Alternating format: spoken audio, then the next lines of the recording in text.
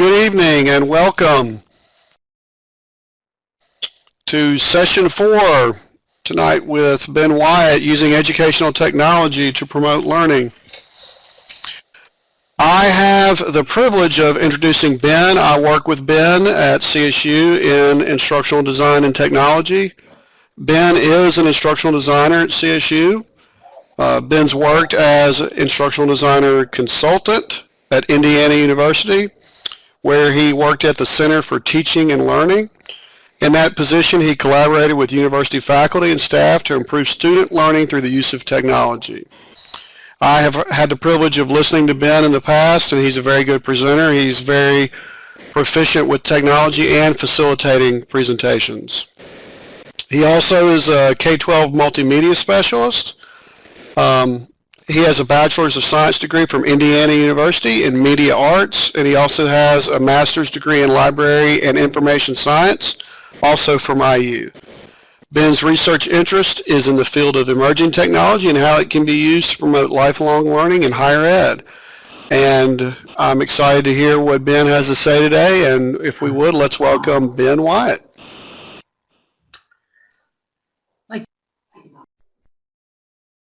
Dr. Hope, appreciate that.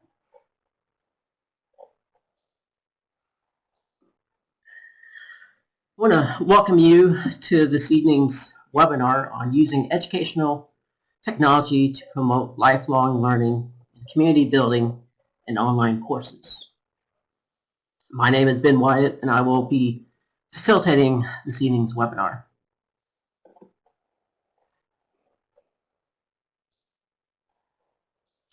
In 2004, there was a young student living in Southern California who was struggling with math problems.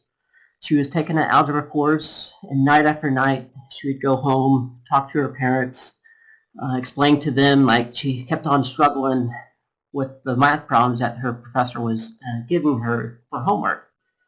After a few weeks discussing these issues with her parents mentioned to Nadia, you might want to reach out to your cousin, since he just finished school at MIT and he earned a degree in mathematics. She's thought about it for a couple nights. Oh, that's a great idea. If he can't help me, I'm not sure who can. So after a couple nights of kind of brainstorming back and forth, sending emails back and forth to this gentleman that you see in the picture here, he started helping her with her math problems. He used different types of educational technology to help her with her math problems. The first thing that he implemented was a Wacom board. Basically, it's a board where you can write on, and it not only records mouse movements, but the student can kind of see how a particular math problem is solved. Not only did he use that, but he plugged in another concept, which everyone has on their PCs nowadays, as well as a microphone. So not only did he show Nadia on how to complete these math problems using a tablet, but he also recorded himself walking through the steps. So not only would she see the visuals, she would also hear the audio as far as how to do those typical math problems. Move ahead 2 years, he started getting more inquiries from his relatives, his cousins, other people that knew about his video tutorials, so he decided to post these videos on YouTube. He posted these videos on YouTube and pretty much overnight became a sensation within the field of higher education, instructional design, starting to implement video tutorials within face-to-face courses or online courses. Those videos have been viewed over 500 million times and has helped a number of students and adults with their math problems, as well as other type of problems that they might be struggling with, history problems. And then to today, the Khan Academy was developed from this one initiative that Nadia was basically struggling with her math problems. So as you can see, he took one simple issue that his cousin was struggling with and turned that into a multi-million-dollar business, and he helps students throughout the world be successful within their online courses, as well as face-to-face courses through his video tutorials. Every year, EDUCAUSE, which is a not-for-profit organization here in the States, they produce a yearly report as well as monthly magazines dealing with information technology within higher education.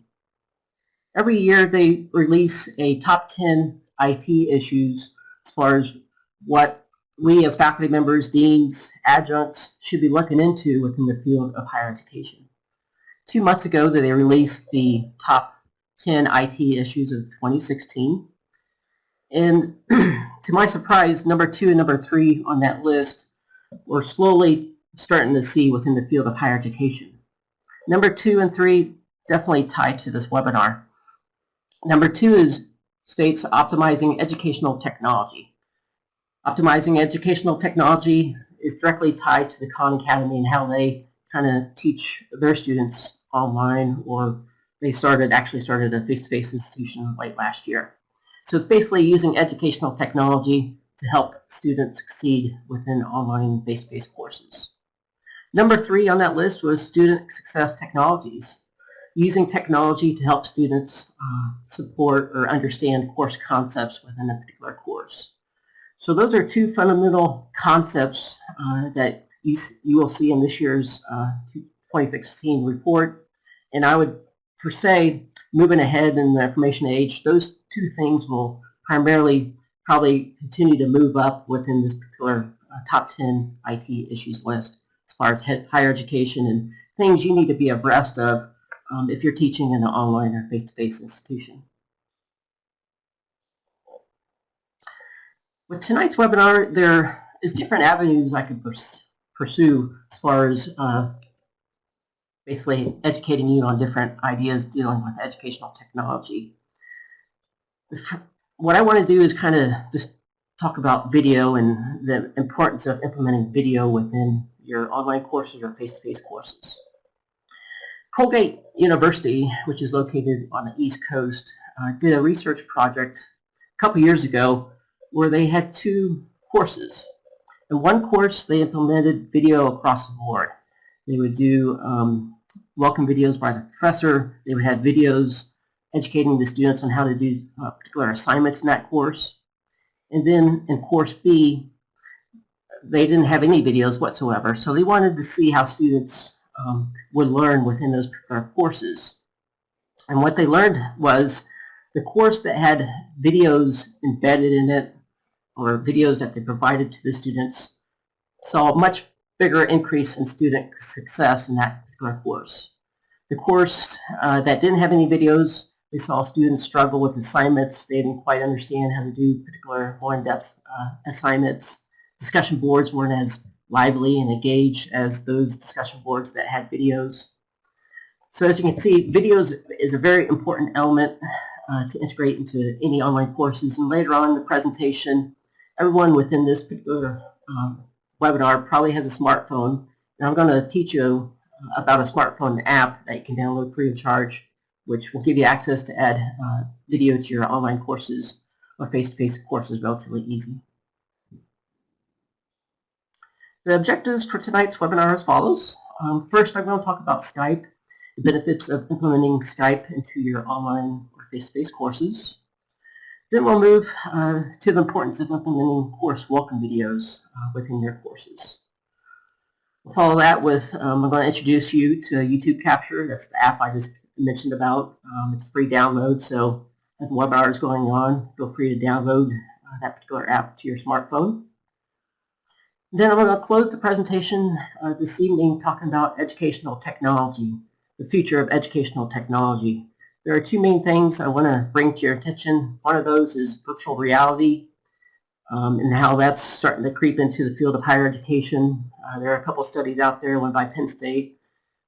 They recently were awarded a grant. And then part 2 is the use of drones within higher education. University of Central Florida Libraries recently purchased 2 drones that their students could check out to do course projects. So I'm going to talk more about that later on in the presentation.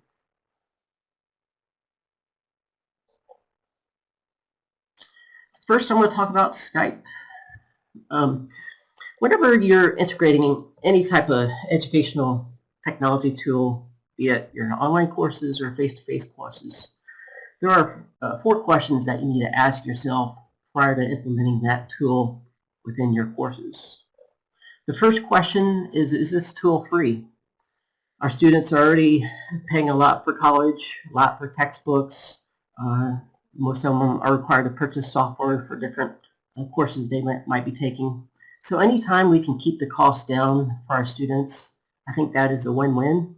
So it's very important to, as you're looking at different types of educational technology, to look at that cost that the students would have to pay for. Number 2 would be ease of use. You don't want to integrate any type of tool in your online courses or face-to-face courses that's not going to be easy for the students to learn. If the tool takes a video tutorial of 30 minutes to understand how a tool works in a particular course, then more than likely you shouldn't be implementing that tool within those particular courses, and will only cause issues down the road on the student's end. So usually with any type of educational technology, you always want to put yourself in students' shoes prior to moving forward. Number 3 would be does this course tool or educational tool link to a course outcome, a program goal, or institutional goal? Then finally, does it support the curriculum? Any type of educational tool that you implement into any type of course should only be used to support the curriculum. If that particular educational tool is driving the curriculum, then it's pretty much a no-win situation. So educational tools should only be implemented as a way to support concepts and curriculum within your individual institutions. By implementing Skype within your courses, primarily online courses, you're providing instant access for your online students. A lot of students nowadays are working 9 to 5. They have busy lives during the day. So what better way to connect with your students or allow your students to connect with you via a distance is via Skype. Research indicates students, high school students as well as first-year students, don't like sending emails. They try not to send email at all costs. So one way to kind of meet them in the center is by integrating Skype into your online courses or even face-to-face courses. On the professor's end, he or she could open up Skype during the morning hours whenever they could come into the office. They would minimize it to the bottom tray. And whenever students have questions or if students want to reach out to the professor, they can do that via Skype. On the professor's end, he or she will continue their workday, answering emails, grading papers, and that type of stuff. And then whenever a student reaches out to them, they'll see an alert status, and they can start the conversation via instant message, or they can do a video chat wherever they wish. Some best practices as far as using Skype. In the box that you see on the left-hand side, top left-hand side, you will see I added within the blue box itself a lesson called Virtual Office Hours. So when students log into this particular course, they know exactly what that link goes to, and it provides the students your office hours, basically your Skype name that all students need to know, as well as those virtual office hours Monday, Wednesday, Friday from 9 a.m. to 11 a.m. And sometimes I always recommend to faculty members to add an extra note in there of these hours for the students. If these hours don't accommodate your needs, please feel free to give me a telephone call, email me, or maybe send me an IM via Skype, and we can set up a time later on to meet within Skype land. To the bottom right-hand side, you'll see the information that should be within the syllabus. Once again, any type of information you have in your online course should automatically be reflected in that course syllabus. And that way, some students might go to the online course to get their information, or some students might go to the course syllabus. And that way, no matter which avenue they go, they have the information within their fingertips that they need to kind of see in order to connect with you via Skype. Moving on to welcome videos. Once again, and a couple other research studies, for those in this webinar, if you're interested in those research studies, I'll provide you my email address. I'll be more than happy to share with you all these kind of research studies I kind of found as I was preparing this particular webinar, so I can share those with you. So feel free to shoot me an email during the webinar or after the webinar. I'd be more than happy to share you with those resources. Basically, welcome videos are a great idea, once again, to implement into any, once again, online course. Research indicates online courses that feature a course welcome video or even videos on how to complete a specific assignment show an increase in student engagement, as well as overall course performance. And once again, I'll show you how to use YouTube Capture, the free app that you can download on your smartphone, as a way to basically record a welcome video via the app on your phone. I will also show a video that I created for this webinar that kind of showcase how to use YouTube Capture via your smartphone. And as you can see with the first bullet, research indicates that those courses that do have welcome videos, the course surveys were much more positive. So let's kind of re-look at these type of welcome videos. Pretend that you're back in elementary school or junior high or high school. You have your new first day of school outfit on that you purchased a couple days before school began, and you're kind of looking forward to meeting your professor for that first time. You always kind of wonder what he or she looked like, what they sound like, and basically that's what the welcome video does, is it helps those online students feel connected to you as a professor at a distance. Within the welcome videos, some best practices I recommend is adding some things you like to do in your free time, maybe some research you've done over the course of the summer, some things like that that will ultimately help students feel more connected with you as a professor who's teaching that course at a distance, and in the big scheme of things, help students feel more inclined to reach out to you if you have questions. Once again, it provides students a different perspective. In online courses that have no welcome videos, they just have the first name, last name. More than likely, the professor has filled out a bio somewhere within the learning management system, but they don't really get that connection and in-depth experience as far as what the professor sounds like, looks like. And primarily, the biggest thing within online courses, you'll see that second bullet at the bottom of the slide, faculty presence is key in online courses. By faculty presence, not only in welcome videos, but within discussion boards. It's very important for your faculty members and adjuncts to chime in, get in some type of routine as far as adding input to those discussion boards. That way on the students' end, where they kind of get in the rhythm as well as far as when they post to the discussion boards. And therefore, it's a lot more fluid and engaging for everyone involved, not only students, but also the faculty member who's teaching that course.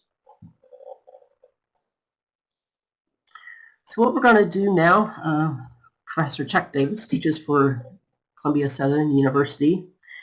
He teaches for ES 1010, which is an online course, and he's created a number of great welcome videos for his courses, welcoming his students to his online courses. And as you watch the video, I want you to kind of pay attention to how he looks at the video camera. He's not looking over here talking to the students. He's got the students' attention via the welcome video. The video is between 2 and 5 minutes, which is another best practice.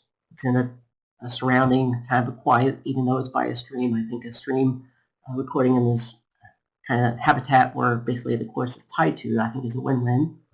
So let me switch gears here and pull up video 1, and we'll watch that video as a group.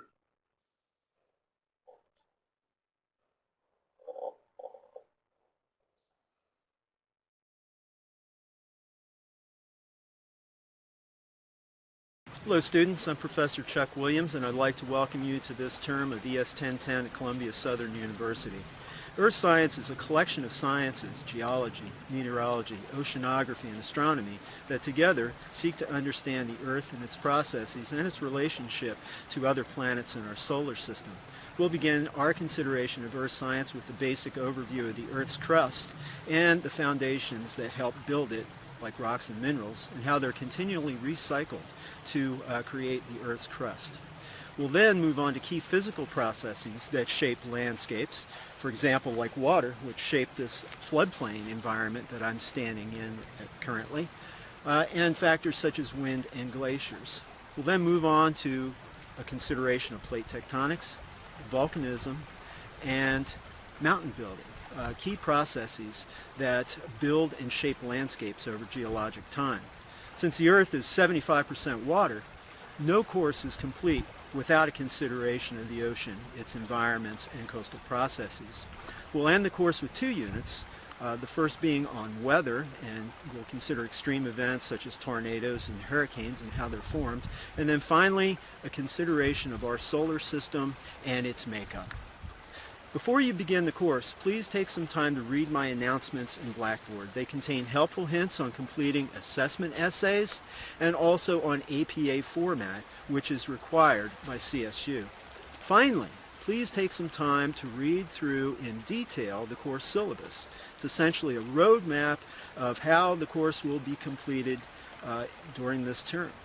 As always, if you have any questions for me, feel free to contact me by email, charles.williams@columbiasouthern.edu. I'm always happy to help in any way I can. Thank you, and have a good day.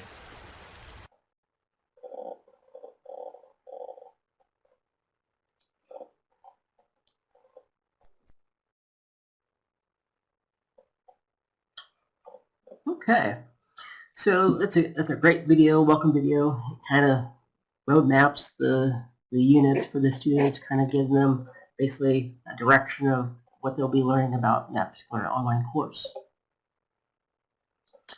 As far as best practices with the welcome videos, we'll see how many of these professor got completed as far as he achieved.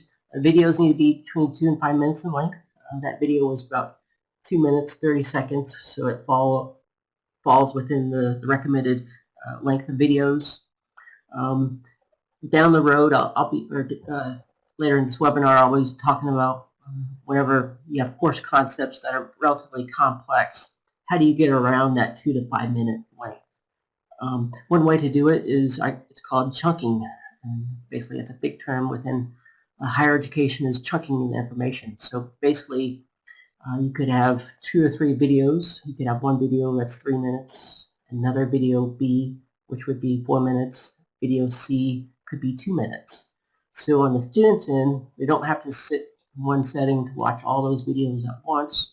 They could watch part A tonight, maybe part B tomorrow morning, part C later on Wednesday afternoon. So that's one way we can get around videos that are longer in length. But most welcome videos should be between 2 and 5 minutes in length. As far as recording your welcome videos, there are a number of opportunities. You can use your webcam if possible. Video cameras are also an option. Some institutions or universities have a local media department on campus, and usually they allow their faculty members or adjuncts to rent out that video equipment to do some type of video production like welcome videos. Another thing I forgot to mention is the importance of using tripods. As you could see in his video, the video was pretty much standard, wasn't shaking, so that's also a good idea to kind of think about as we're recording welcome videos. We don't want any kind of Blair-Witch type of videos in our courses. And then I'll talk about YouTube capture. If you don't have access to any of that type of technology at your institutions, once again, everyone pretty much has a smartphone nowadays, and you can basically record a welcome video using that YouTube capture app. Once again, you want to keep those welcome videos short and engaging. You want to show some personality. You just don't want to be bland for the students. For me personally, once I watched that video, it kind of energized me to learn more about the earth and the water and all those other concepts he talked about in that welcome video. And then you didn't see this in Chuck's video, but integrating some stuff that you like to do in free time. Perhaps you could do a welcome video in the course announcement where you would maybe showcase what you did over the course of the summer, what travels. just another opportunity to give your students the opportunity to learn a little bit more about you as a professor. And once again, it's always best practice to use some type of script. By using a script, it kind of keeps you on task. You won't find yourself rambling on and on and on. And probably the most important thing is if you upload these videos to YouTube, if you select the option, YouTube will closed caption the video for you. I must be honest, sometimes the closed captioning doesn't match to a T to what you're saying in that particular video. Therefore, by having that script, you can easily log into YouTube, update those closed captions for the students, so those students who might have learning disabilities can still follow along and be in the loop as far as what you're saying within your welcome videos. And also you want to record in a quiet place. Sound like that professor kind of recorded next to a stream, which was, I think, a great idea. I did hear a little shuffling, so I think he might have had his dog nearby that video camera, which is totally fine. It kind of shows his personality as well. So those are some best practices for whenever you integrate welcome videos within your online courses. As we're moving along, now we're going to talk about YouTube Capture. Hopefully you've had a few minutes to maybe download the app to your smartphone. Basically, YouTube Capture gives you the opportunity to record videos via your smartphone. Once you download the app to your smartphone, how you sign in to YouTube is basically, if you have a Gmail account, you can sign in to YouTube using your Gmail account, because YouTube and Gmail are pretty much under the same umbrella. So once you sign in via the app using your Gmail credentials, then you're ready to more or less record your welcome videos for your online courses. Within YouTube Capture, you have a number of opportunities and different ways you can implement this particular tool in your online courses. Not only you as a professor, but students can also use this app as well as a way to maybe submit assignments. As you see in this particular slide, within some LMS systems, professors have the opportunity to post video discussion board questions. So most online courses start a discussion board using the typical chat, some type of information like you kind of see within that particular picture. But also a different idea that you could easily implement is using a video as a discussion board starter. If it's a fire science course, perhaps you're a volunteer firefighter and you're working a fire and the fire is under control, and you can get out your smartphone and kind of more or less record what's going on at that fire, and basically maybe a couple months down the road, or if that course is going on right now, you could use that as basically a discussion board starter. It's a different type of medium. You probably get different types of engagement with your students if you use that type of option as far as the discussion board starter. Another idea would be assignment starters. Here in a few minutes I'll show you an example of using YouTube Capture that I recently recorded on my smartphone. And basically I kind of pretended that I was teaching a writing course. And I'm going to have the students kind of view two videos, and I want them to use the videos as a writing prompt. And basically come back to the discussion board and explain to the other students what came to mind when they saw those videos.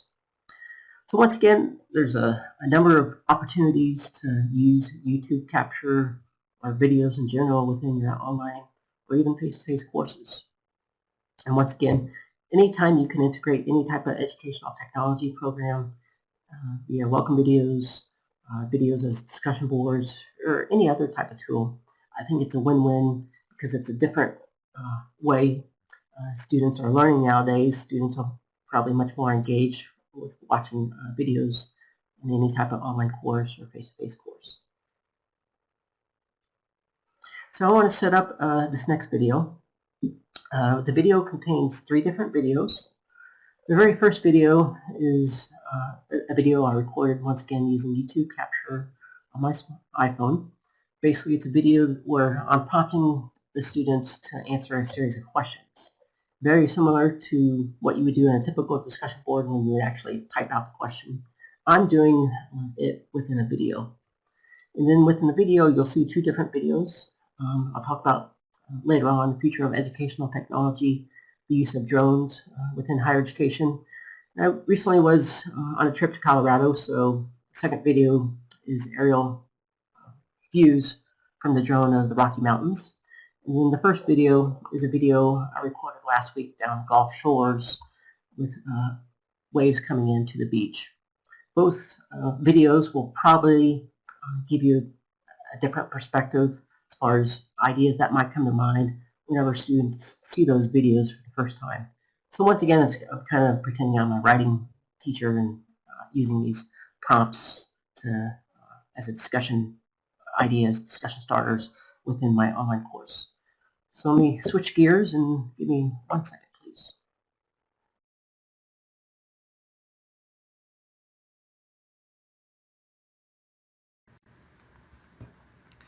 Welcome to the Week 2 discussion board. For Week 2, we're going to use two videos that I captured via my drone when I was recently in Colorado as well as Gulf Shores, Alabama. The first video, you will see the ocean coming in or waves coming into the beach. And then in the second video, you'll see aerial shots of the Rocky Mountains. Within your discussion board post, I want you to add 2 bullets. The very first bullet, you're going to be addressing what comes to mind whenever you see the first video, which are the oceans coming into the beach in Gulf Shores, Alabama. And then in the second video, the aerial video of the Rocky Mountains, I would like you to also post what first comes to mind when you see those videos or that particular video of the Rocky Mountains.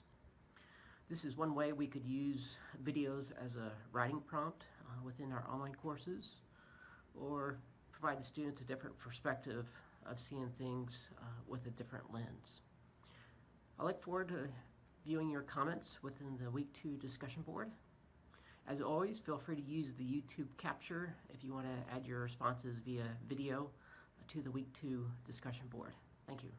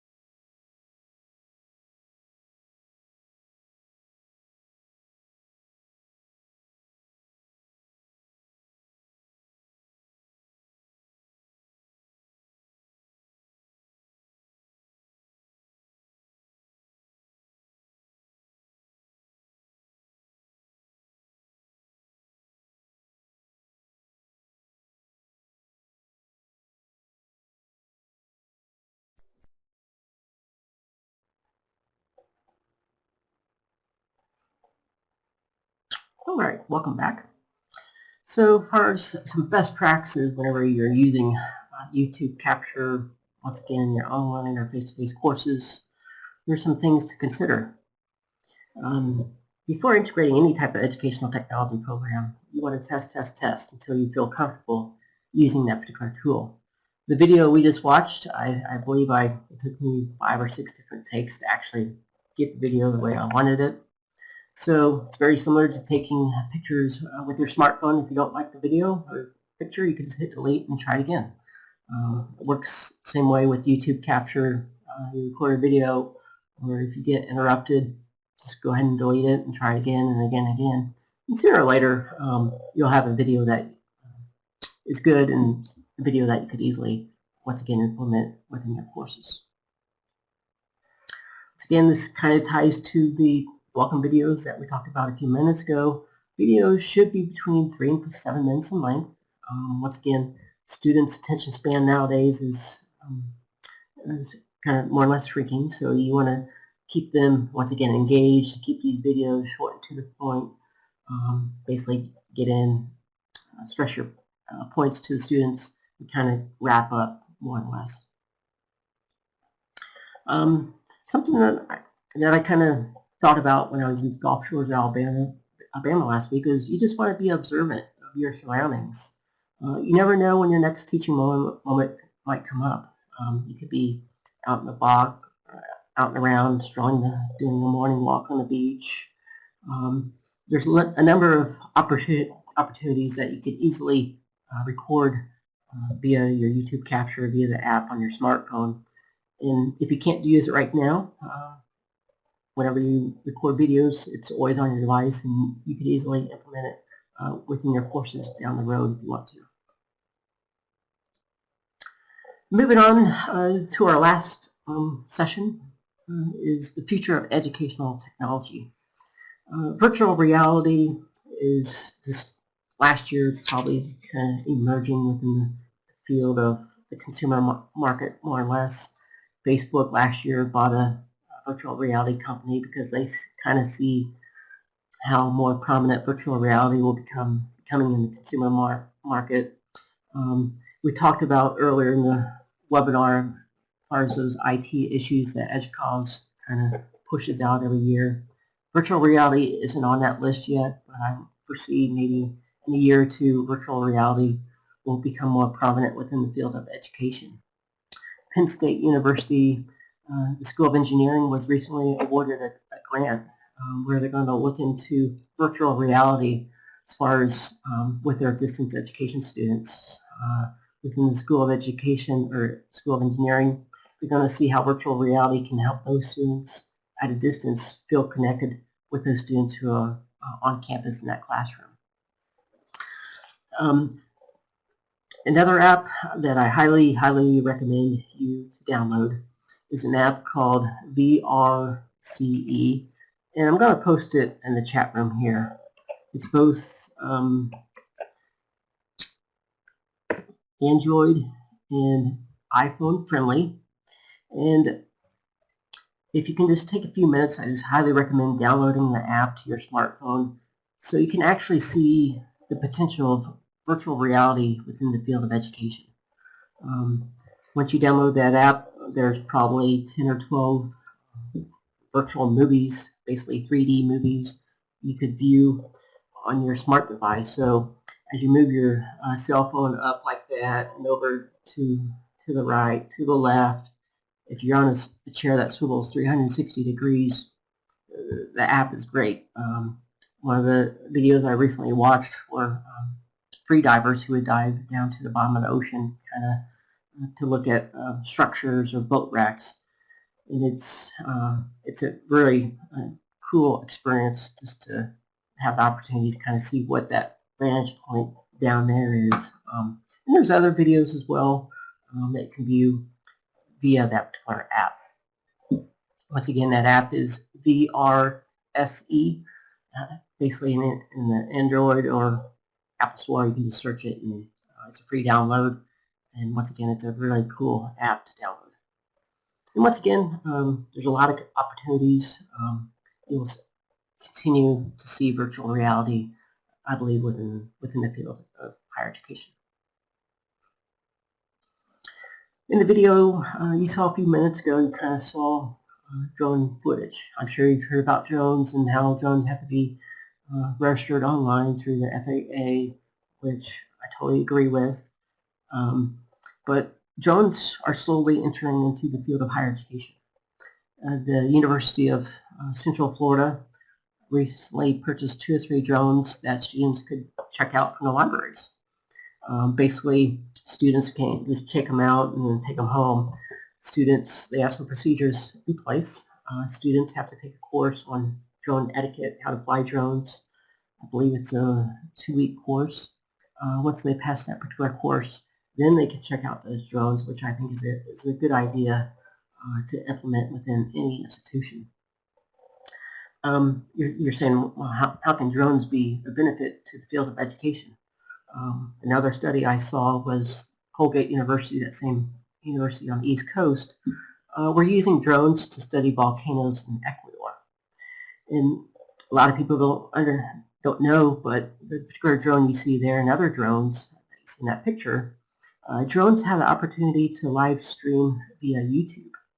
So how that university is using it is they have a group of students, 4 or 5 students, who are kind of analyzing volcanoes up above, and that's live streaming back to the States, to that university, to a classroom full of students. So not only are the students benefiting from there being in Ecuador, but the students back in the States are benefiting from viewing those aerial photographs or live stream coming strictly from YouTube using that particular drone. Drones are becoming big in the STEM field, primarily in the engineering field, where students are taking aerial photographs of monuments or buildings and doing a 3D replica of those monuments within their particular online courses or face-to-face courses. So those are 2 things just to stay abreast of within the field of higher education. So in closing, I want to thank you for taking time out of your busy schedules, your evening, to be a part of this webinar on implementing emerging technology apps within the field of online education. I'm on Twitter if you're interested in reaching out to me via Twitter. My Twitter name is IT Emerging, and I also post often about the field of higher education, primarily how to promote educational technology within the field of online learning.